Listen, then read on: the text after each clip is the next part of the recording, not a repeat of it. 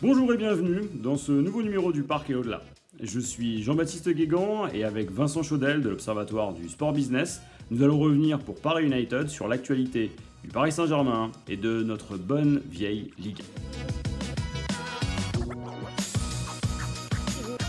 Alors d'abord, avant de commencer, avant finalement de s'extasier de nos classements respectifs, avant de nous voir en leader dominant la Ligue des Talents, il faut faire un premier constat.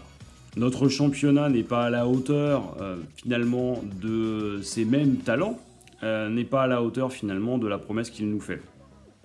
Il suffit de se rapporter à Alédito, qui est signé par Vincent Deluc dans l'équipe, qui montre de l'ambition et du jeu, mais aussi à la tribune signée dimanche par le nouveau shérif de la Ligue 1, celui de la LFP, j'ai nommé Vincent Labrune, qui dans le journal dominical préféré des Français revient sur le fait, et c'est le premier à le dire, et donc c'est important de le souligner, que la Ligue 1 ne fait pas partie du Big Five, que du Big Five, il n'y en a pas, il y a un Big Four plus 1, et ce plus 1, c'est la Ligue des Talents, qui est aujourd'hui plutôt une Ligue des déceptions. Déception en termes de jeu, souvenez-vous du match entre l'Olympique de Marseille et Strasbourg, qui se conclut avec un tir, un but et surtout un ennui absolument incroyable. Aujourd'hui, le Paris Saint-Germain a besoin d'adversité, mais surtout ce championnat a besoin d'allant. Une seule victoire en Coupe d'Europe la semaine passée, et surtout une vraie désaffection. Les gens regardent de moins en moins, et c'est pas simplement le fait de Mediapro, c'est parce qu'on s'ennuie, c'est parce que c'est inintéressant. Et la comparaison semaine après semaine avec les championnats étrangers laisse pantois. Aujourd'hui, il faut bouger, cette Ligue 1 doit évoluer, et heureusement pour nous, le Covid est là et les stades restent désespérément clos, parce que sinon, ils seraient vides. Et c'est bien là, finalement, l'enjeu de demain, c'est se repenser et aller de l'avant. C'est un cercle vicieux dans lequel notre Ligue 1 est bien plongée et il va falloir beaucoup de courage à Vincent Labrune pour nous en sortir. Et effectivement, on a un vrai sujet de performance. Au moment où on se parle, la Ligue 1, les clubs français engagés en Coupe d'Europe sont 13e nation. Ça fait peut-être 40 ans qu'on n'a pas été aussi mal classé. Au niveau de l'économie, on sait qu'on a le problème de Mediapro et là, ça va être aussi un enjeu majeur ou un dossier peut-être le plus brûlant et pour l'avenir du football français que doit gérer Vincent Labrune.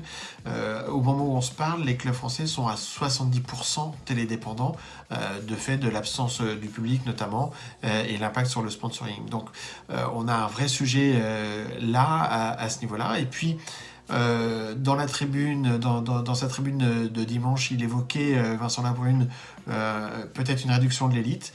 C'est un enjeu majeur aussi par rapport aux transformations des années à venir. On parle beaucoup de Super Ligue européenne, une ligue à 20 clubs, ça va être très difficile au niveau domestique.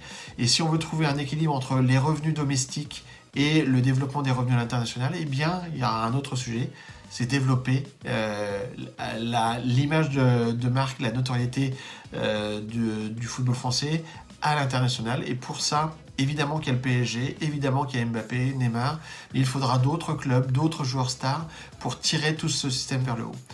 Bref, autant de challenges pour lesquels il va falloir que la famille du football soit réellement unie, beaucoup plus unie qu'au printemps dernier, et ça, c'est aussi un autre challenge pour Vincent Labrune.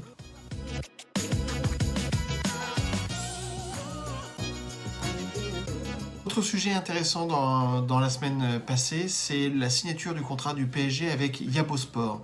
Alors Yabosport, peu d'entre nous connaissent, mais c'est un acteur majeur des paris et du gaming dans la zone asiatique. En fait, les paris en ligne, on connaît évidemment le partenaire du PSG, Unibet. En France, on est moins sensible que les autres pays. Si on regarde le sponsoring maillot, on va avoir peu d'acteurs majeurs du betting sur les maillots comparé aux autres pays. Mais le betting est un enjeu majeur aussi sur l'international et notamment sur la zone Asie. Et Yabo Sport est une des plateformes principales, non seulement pour les paris en ligne, mais aussi pour le gaming. Et donc cette plateforme-là va permettre à la marque PSG de s'associer avec cet acteur majeur pour se développer en Corée du Sud, au Japon, sur la partie sport, et sur la partie e-sport. Voilà des choses qui sont très intéressantes, très importantes dans le développement des clubs et de leurs recettes. C'était un autre point à retenir de cette semaine, c'est le développement à l'international, une des clés majeures du PSG et qui creuse l'écart par rapport aux autres acteurs français et qui se met à être au niveau des autres grands clubs européens. Comme Vincent nous le rappelait avec le partenariat signé avec Yabo, le PSG aujourd'hui confirme son statut de marque internationale et donc multiplie les partenariats. Le dernier en date pour le marché français, c'est le contrat signé avec American Express. Amex, en signant avec le PSG, construit finalement une nouvelle entrée sur le marché français en proposant et en mettant en avant des services de conciergerie à la manière finalement de ce qui a été fait avec Accor Hotel. On est sur un positionnement qui est haut de gamme, plutôt trendy, parce que le footballeur est à la fois quelqu'un qui est exigeant et qui en a les moyens. L'autre finalement caractère particulièrement intéressant de cette campagne, c'est justement de voir qu'Amex met en avant à la fois la diversité et la mixité, finalement, pour élargir finalement sa base de recrutement sur le marché français. Donc voir ces deux marques aussi fortes que le PSG et American Express contracter ensemble, c'est plutôt une bonne nouvelle, surtout en cette période de Covid. Ce qu'on voit là ici, c'est la capacité du PSG à attirer finalement des marques internationales qui veulent entrer sur le marché français. Et pour Amex, la capacité à s'associer à une marque aujourd'hui puissante, avec une image positive, renouvelée, qui à la fois correspond à ses standards anglo-saxons et en même temps est caractéristique d'un certain état d'esprit, d'une certaine forme de consommation et finalement d'un certain positionnement haut de gamme. En clair, ce positionnement est gagnant-gagnant et il atteste une nouvelle fois du travail assez impressionnant qui est réalisé au sein du Paris Saint-Germain pour la question justement des partenariats et du sponsoring. Sur ces belles paroles et sur cet optimisme, on a envie avec Vincent de vous souhaiter une excellente semaine. On sera ravis de vous retrouver, de répondre à vos questions. Et puis avant de vous quitter, on vous rappellera la sortie du livre des copains. Le PSG, une décennie pour rêver plus grand, qui est sorti chez Talent Édition, qui est signé donc par Clément Pernia et par Mousse. Ce livre, on vous invite à le trouver, même si aujourd'hui les librairies sont fermées. Et il vous rappellera finalement ce qui est pour nous devenu une vérité, à savoir que ici, c'est Paris.